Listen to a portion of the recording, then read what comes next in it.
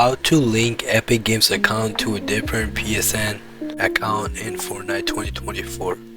Alright, so what you have to do firstly is go on the Epic Games website. I'm gonna leave the link to the Epic Games website in the comment section and in the description.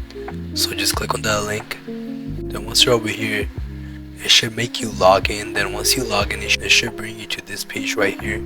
Now from here, you're gonna have to scroll down 1, 2, 3, 4, 5, 6, 7, 8, 9, 10, 11. So just click on apps and accounts. Then once you're over here, you're gonna have to click on PlayStation Network. Click on connect. Then it should take you to this page right here. Then once you're over here, just click on connect account.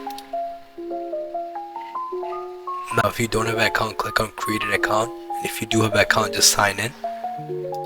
Then once you do all that, just click on connect account. That's how you link your Epic Games account to your PSN account in 2024.